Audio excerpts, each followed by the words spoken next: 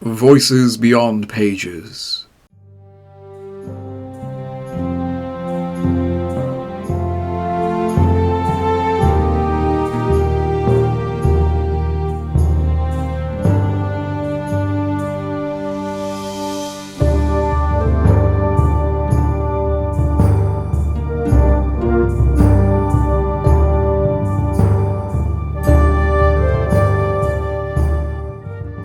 This is The Fall of Gondolin by J.R.R. Tolkien. I will begin this book by returning to the quotation that I used to open Beren and Luthien, a letter written by my father in 1964, in which he said that out of my head he wrote The Fall of Gondolin during sick leave from the army in 1917, and the original version of Beren and Luthien in the same year. There is some doubt about the year, arising from other references made by my father.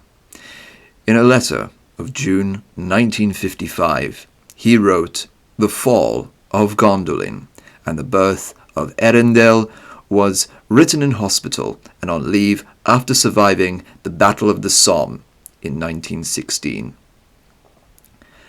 And in a letter to W.H. Auden of the same year, he dated it to sick leave at the end of 1916. The earliest reference of his that I know of was in a letter to me of 30th of April 1944, commiserating with me on my experiences of the time. I first began, he said, to write the history of the gnomes, the Noldor, in army huts, crowded, filled with the noise of gramophones. This does not sound like sick leave, but it may be that he began the writing before he went on leave. Very important, however, in the context of this book was what he said of the fall of Gondolin in his letter to W.H. Auden of 1955. It was the first real story of this imaginary world. My father's treatment of the original text of the Fall of Gondolin was unlike that of the tale of Tinuviel, which would become Beren and Luthien, where he erased the first, penciled manuscript and wrote a new version in its place. In this case, he did indeed extensively revise the first draft of the tale, but rather than erase it, he wrote a revised text in ink on the penciled original, increasing the multiplicity of change as he progressed. It can be seen from passages where the underlying text is legible that he was following the first version fairly closely. On this basis, my mother made a fair copy, notably exact in view of the difficulties now presented by the text. Subsequently, my father made many changes to this copy, by no means all at the same time. Since it is not my purpose in this book to enter into the textual complexities that all but invariably accompany the study of his works, the text that I give here is my mother's, including the changes made to it. It must, however, be mentioned in this connection that many of the changes to the original text had been made before my father, in the spring of 1920, read the tale to the Essay Club of Exeter College at Oxford. In his introductory and apologetic words, explaining his choice of this work in place of an essay, he said of it, "It has of course never seen the light before. A complete cycle of events in an elfiness of my own imagining has for some time past grown up, rather has been constructed in my mind. Some of the episodes have been scribbled down. This tale is not the best of them, but it is the only one that has so far been revised at all, and that, insufficient as that revision has been, I dare read aloud." The original title of the tale was Tuor and the Exiles of Gondolin, but my father always later called it The Fall of Gondolin, and I have done the same. In the manuscript, the title is followed by the words, "which bringeth in the great tale of Eärendil." The teller of the tale in the Lonely Isle, on which see Beren Luthien, page 30 to 31, was Little Heart, Elfiniol, son of that Bronweg, Voronwe, who plays an important part in this tale. It is in the nature of this, the third of the great tales of the Elder Days, that the massive change in the world of gods and elves that had taken place should bear upon the immediate narrative of the Fall of Gondolin, and is indeed a part of it. A brief account of these events is needed, and rather than write one myself, I think it far better to use my father's own condensed and characteristic work. This is found in the original Silmarillion, also in a sketch of the mythology, as he himself called it, which can be dated to 1926 and subsequently revised. I used this work in Beren and Luthien, and again in this book as an element in the evolution of the tale of the Fall of Gondolin. But I use it here for the purpose of providing a concise account of the history, at least before Gondolin came into being. It also has the advantage of itself deriving from a very early period. In view of the purpose of its inclusion, I have omitted passages that are not here relevant, and here and there made other minor modifications and additions for the sake of clarity. My text opens at the point where the original sketch begins.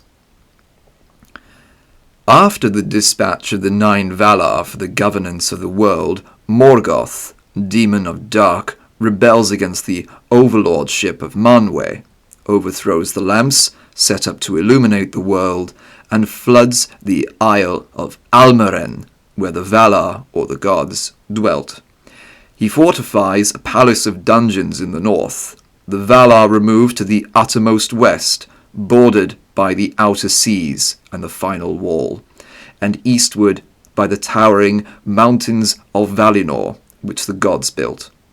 In Valinor they gather all light and beautiful things, and build their mansions, gardens, and city. But Manwë and his wife Varda have halls upon the highest mountain, which is Taniquetil, whence they can see across the world to the dark east. Yavanna Pelurian plants the 2 trees in the middle of the plain of Valinor, outside the gates of the city of Valmar. They grow under her songs, and one has dark green leaves with shining silver beneath, and white blossoms like the cherry from which a dew of silver light falls. The other has golden-edged leaves of young green like the beech, and yellow blossom like the hanging blossoms of laburnum, which give out heat and blazing light. Each tree waxes for 7 hours to full glory, and then wanes for 7. Twice a day, therefore, comes a time of softer light, when each tree is faint and their light is mingled. The outer lands, Middle-earth, are in darkness. The growth of things was checked when Morgoth quenched the lamps. There are forests of darkness, of yew and fir and ivy. There Orome sometimes hunts, but in the north Morgoth and his demonic broods, the Balrogs and the Orcs, goblins, also called Glamhoth, or people of hate, hold sway. Varda looks on the darkness and is moved, and taking all the hoarded light of Silpion, the white tree, she makes and strews the stars. At the making of the stars, the children of earth awake, the Eldar, or the Elves. They are found by Orome, dwelling by the starlit pool Quivenen, the waters of awakening, in the east. He rides home to Valinor, filled with their beauty, and tells the Valar, who are reminded of their duty to the earth, since they came thither, knowing that their office was to govern it for the 2 races of earth, who should after come each in appointed time. There follows an expedition to the fortress of the north, Angband, the Iron Hell, but this is now too strong for them to destroy. Morgoth is nonetheless taken captive and consigned to the halls of Mandos, who dwelt in the north of Valinor. The Eldale, people of the Elves, are invited to Valinor for fear of the evil things of Morgoth that still wandered in the dark. A great march is made by the Eldar from the east, led by Orome on his white horse. The Eldar are divided into 3 hosts, one under Ingwe, after called the Quendi, the Light Elves, one after the Noldor, Gnomes or Deep Elves, one after called the Teleri, the Sea Elves. Many of them are lost upon the march and wander in the woods of the world, becoming the various hosts of the Ilkerindi, elves who never dwelt in Kor in Valinor. The chief of these was Thingol, who heard Melian and her nightingales singing and was enchanted and fell asleep for an age. Melian was one of the divine maidens of the Valar Lorien, who sometimes wandered into the outer world. Melian and Thingol became queen and king of woodland elves in Doriath, living in a hall called the Thousand Caves, Menigroth. The other elves came to the ultimate shores of the west. In the north, these in those days sloped westward in the north, until only a narrow sea divided them from the land of the gods. And this narrow sea was filled with grinding ice. But at the point to which the elven hosts came, a wide dark sea stretched west.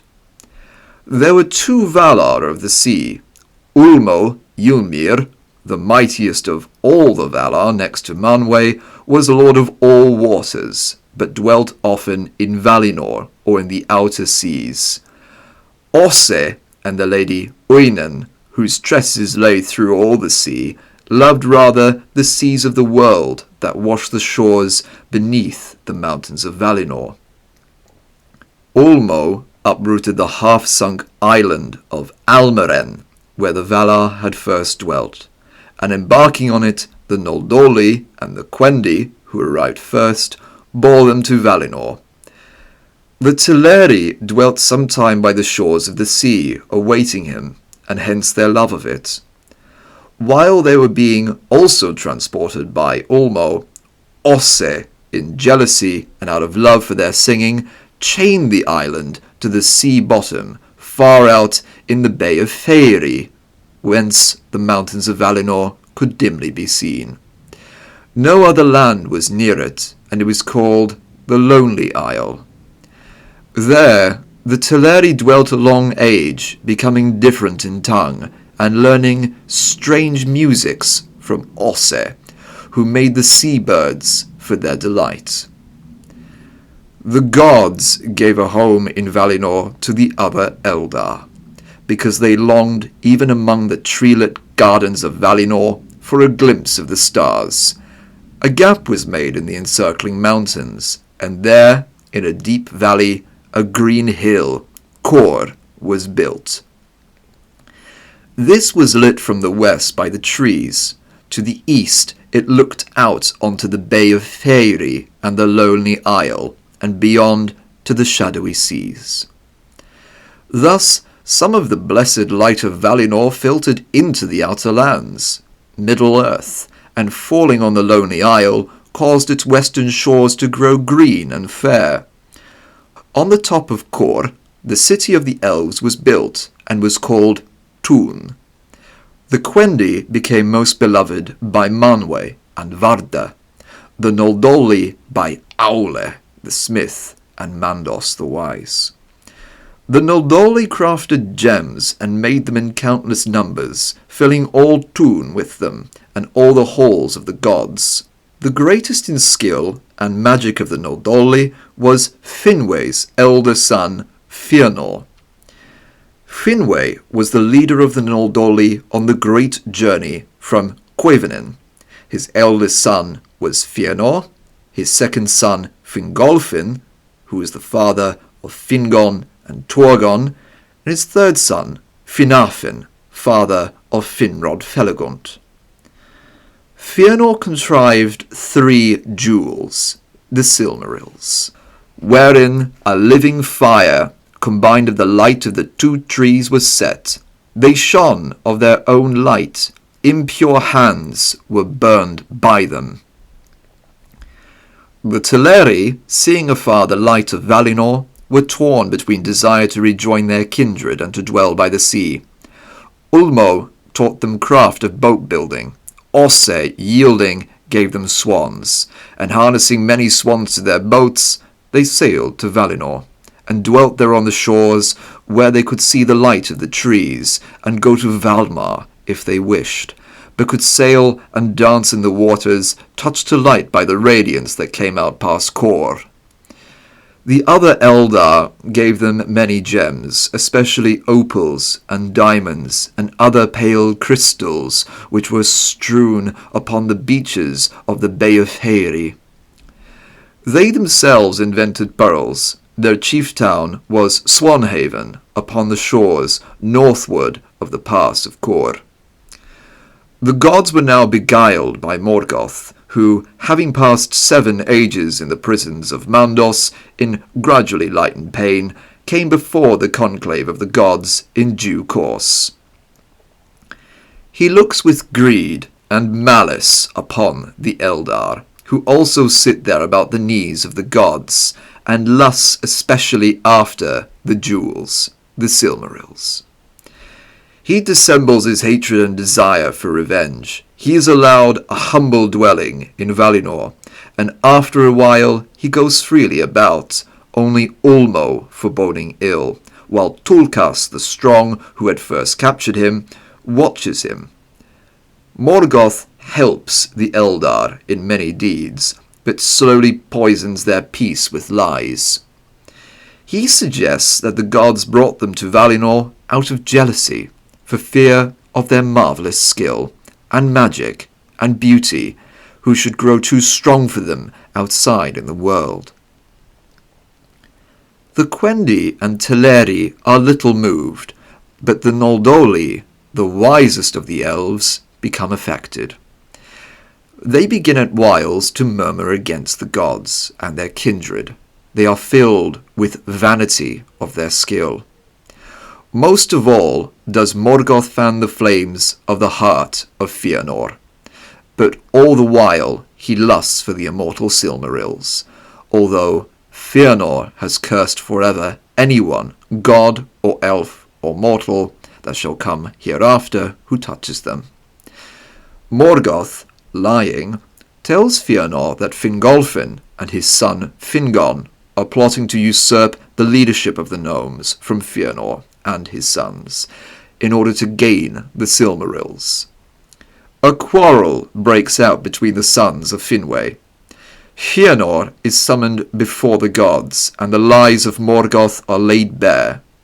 Fëanor is banished from Tún, and with him goes Finwe, who loves Fëanor best of his sons, and many of the gnomes. They build a treasury northward in Valinor, in the hills near Mandos' halls. Fingolfin rules the gnomes that are left in Tún. Thus Morgoth's words seem justified, and the bitterness he sowed goes on after his words are disproved. Tulkas is sent to put Morgoth in chains once more, but he escapes through the pass of Kor into the dark region beneath the feet of Taniquetil called Arvelin, where the shadow is thickest in all the world. There he finds Ungoliant, the Gloom Weaver, who dwells in a cliff in the mountains, and sucks up light or shining things to spin them out again in webs of black and choking darkness, fog, and gloom. With Ungoliant he plots revenge. Only a terrible reward would bring her to dare the dangers of Valinor, or the sight of the gods. She weaves a dense gloom about her to protect her, and swings on cords from pinnacle to pinnacle, till she has scaled the highest peak of the mountains in the south of Valinor, little guarded because of their height and their distance from the old fortress of Morgoth. She makes a ladder that Morgoth can scale. They creep into Valinor. Morgoth stabs the trees, and Ungoliant sucks up their juices, belching forth clouds of blackness. The trees succumb slowly to the poisoned sword, and to the venomous lips of Ungoliant. The gods are dismayed by a twilight at midday, and vapours of black float in about the ways of the city. They are too late. The trees die while they wail about them. But Tulkas and Orome and many others hunt on horseback in the gathering gloom for Morgoth. Wherever Morgoth goes, there the confusing darkness is greatest, owing to the webs of Ungoliant. Gnomes from the treasury of Finwe come in and report that Morgoth is assisted by a spider of darkness. They had seen them making for the north. Morgoth had stayed his flight at the treasury, slain Finwe and many of his men, and carried off the Silmarils, and a vast hoard of the most splendid jewels of the Elves. In the meanwhile, Morgoth escapes by Ungoliant's aid northward, and crosses the grinding ice. When he has regained the northern regions of the world, Ungoliant summons him to pay the other half of her reward. The first half was the sap of the trees of light. Now she claims one half of the jewels. Morgoth yields them up, and she devours them. She has now become monstrous, but he will not give her any share in the Silmarils. She enmeshes him in a black web, but he is rescued by the Balrogs with whips of flame, and the hosts of the orcs, and Ungoliant goes away into the uttermost south. Morgoth returns to Angband and his power, and the numbers of his demons and orcs becomes countless. He forges an iron crown, and sits there in the Silmarils, though his hands are burned black by them, and he is never again free from the pain of the burning. The crown he never leaves off for a moment, and he never leaves the deep dungeons of his fortress, governing his vast armies from his deep throne. When it became clear that Morgoth had escaped, the gods assemble about the dead trees and sit in the darkness, stricken and dumb for a while, caring for nothing. The day which Morgoth chose for his attack was a day of festival throughout Valinor. Upon this day, it was the custom of the chief Valar and many of the elves, especially the Quendi, to climb the long, winding paths in endless procession to Manwë's halls upon Taniquetil. All the Quendi, and some of the Noldor, who under Fingolfin dwelt still in Tun, had gone to Taniquetil, and were singing upon its topmost height, when the watchers from afar descried the fading of the trees. Most of the Noldor were in the plain, and the Teleri upon the shore. The fogs and darkness drift in now of the seas through the pass of Kor as the trees die. Fëanor summons the gnomes to Tun, rebelling against his banishment. There is a vast concourse on the square on the summit of Kor, about the tower of Ing, lit by torches. Fëanor makes a violent speech, and though his wrath is for Morgoth, his words are in part the fruit of Morgoth's lies. He bids the gnomes fly in the darkness while the gods are wrapped in mourning, to seek freedom in the world and to seek out Morgoth. Now Valinor is no more blissful than the world outside. Fingolfin and Fingon speak against him. The assembled gnomes vote for flight, and Fingolfin and Fingon yield. They will not desert their people, but they retain command over a half of the Noldoli of Tún. The flight begins. The Teleri will not join. The gnomes cannot escape without boats, and do not dare to cross the grinding ice.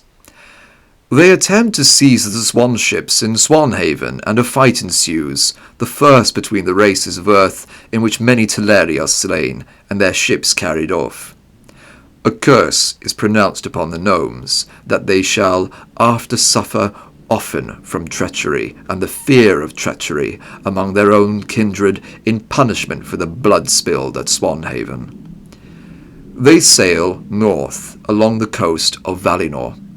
Mandos sends an emissary, who, speaking from a high cliff, hails them as they sail by, and warns them to return, and, when they will not, speaks the prophecy of Mandos concerning the fate of after days. The gnomes come to the narrowing of the seas, and prepare to sail. While they are encamped upon the shore, Fëanor and his sons and people sail off, taking with them all the boats, and leave Fingolfin on the far shore treacherously, thus beginning the curse of Swanhaven. They burn the boats as soon as they land in the east of the world, and Fingolfin's people see the light in the sky. The same light also tells the orcs of the landing. Fingolfin's people wander miserably. Some under Fingolfin return to Valinor to seek the gods' pardon. Fingon leads the main host north and over the grinding ice. Many are lost. Among the poems that my father embarked on during his years at the University of Leeds, most notably the Lay of the Children of Húrin in alliterative verse, was the flight of the Noldoli from Valinor. This poem, also in alliterative verse, was abandoned after 150 lines. It is certain that it was written at Leeds in, I think it extremely probable, 1925, the year in which he took up his appointment to the Professorship of Anglo-Saxon Studies at Oxford. From this poetic fragment I will cite a part, beginning at the vast concourse on the square on the summit of Cor, where Fëanor made a violent speech, described in a passage of the Sketch of the Mythology, page 32. The name Fin at lines 4 and 16 is the gnomish form of Finwe, the father of Fëanor. Bredhill at line 49, the gnomish name of Varda. But the gnomes were numbered by name and kin, marshalled and ordered in the mighty square, upon the crown of Cor. There cried aloud the fierce son of Fin. Flaming torches he held and whirled in his hands aloft, those hands whose craft the hidden secret, those hands that the hidden secret knew, that none gnome or mortal hath matched or mastered, in magic or in skill. Lo, slain is my sire by the sword of fiends, his death he has drunk at the doors of his hall, and deep fastness, where darkly hidden the three were guarded, the things unmatched that gnome and elf and the 9 Valar can never remake or renew on earth. Recarve or rekindle by craft or magic, not Fëanor, Fin's son, who fashioned them of yore. The light is lost, whence he lit them first, the fate of Faerie hath found its hour. Thus the witless wisdom its reward hath earned, of the gods' jealousy, who guard us here, to serve them, to sing to them in our sweet cages, to contrive them gems and jewelled trinkets, their leisure to please with our loveliness, while they waste and squander work of ages. Nor can Morgoth master in their mansions sitting, at countless councils. Now come ye all, who have courage and hope, my call hearken to flight to freedom in far places, the woods of the world whose wide mansions yet in darkness dream drowned in slumber, the pathless plains and perilous shores, no moon yet shines on, nor mounting dawn, in dew and daylight hath drenched forever. Far better were these for bold footsteps than gardens of the gods, gloom encircled, with idleness filled, and empty days. Yea, though the light lit them, and the loveliness beyond heart's desire, that hath held us slaves here long and long, but that light is dead, our gems are gone, our jewels ravished, and the my three, thrice enchanted globes of crystal, by gleam undying, illumined, lit by living splendour, and all hues essence their eager flame, Morgoth has them in his monstrous hold, my Silmarils.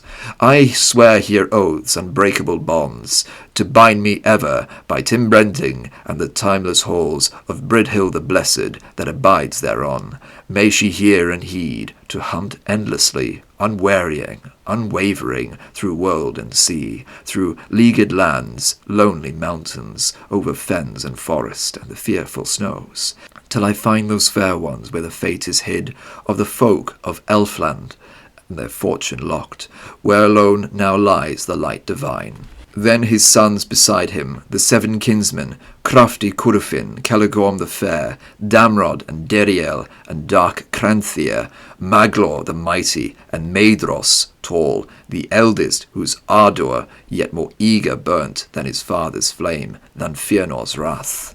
Him fate awaited with fell purpose. These leapt with laughter, their lord beside, with linked hands there lightly took the oath unbreakable. Blood thereafter it spilled like a sea, and spent the swords of endless armies, nor hath ended yet.